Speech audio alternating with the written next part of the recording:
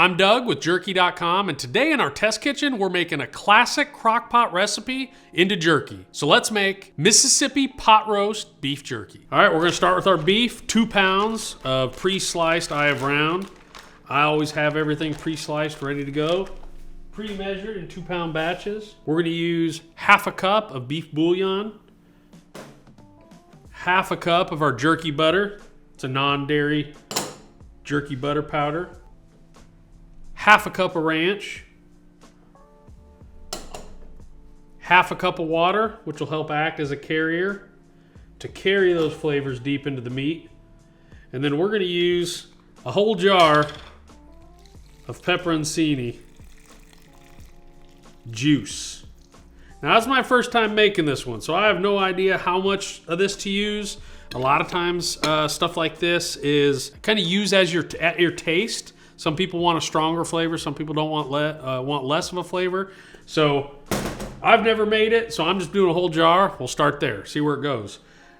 Gonna just go right into mixing everything up. Make sure all the meat gets separated so nothing's sticking together. Yeah, just continue tossing it. And anytime you see meat sticking together, make sure you get that separated out. That's what's gonna ensure proper, even flavor coverage. Just keep mixing. Don't be afraid to get in there. Gonna be messy. All right, I've been mixing this for a minute now. I feel like this is really pretty good. I feel like it's pretty well mixed up. I'm gonna wash my hands. Now I have to do, seal it up tight, throw it in the fridge, 24, 48 hours.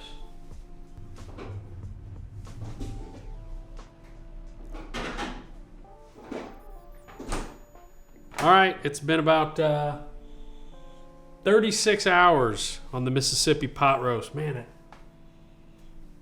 Man, it smells so good. The butter and the ranch are the two dominant smell. Yeah, so let's get this stuff all racked up. About 2 pounds of meat total. And as always, if you see any loose fat, feel free to take it off or keep it there. You know, I don't mind a little fat in my jerky, but sometimes it gets a little much for traying. You just do whatever you like to do. Now, we don't have to be too particular about laying the meat out. We've got plenty of racks. My machine here that we use in the test kitchen's got 6 trays on it. Usually that's 4, maybe 5 pounds of meat all in. All right, let's fire this dehydrator up.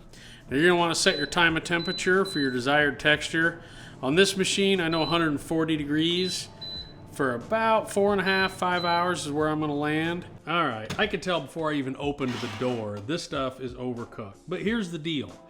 This isn't overcooked because of the dehydration process. All the vinegar and stuff in the pepperoncini dried this out.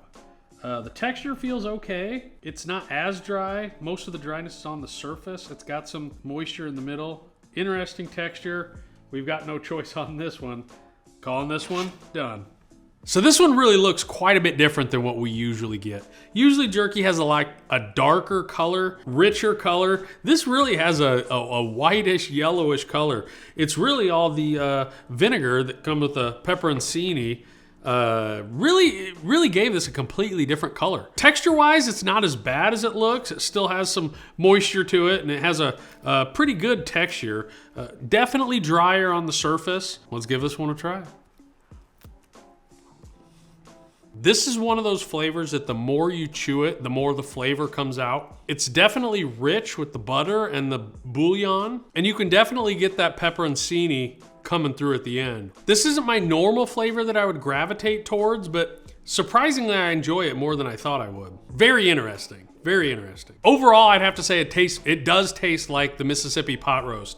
It's really pretty accurate. It has all of the flavor of a Mississippi pot roast. I'd say I'd give this an 8 out of 10 for aptly named. If you're looking for a good savory flavor that's different than most things, definitely give this one a try. If you plan on making this recipe or you got any sort of value out of this whatsoever, please like and subscribe to our channel. And if you have any ideas for a good jerky flavor, leave it down in the comments. Who knows, maybe we'll make your flavor in our next test kitchen recipe.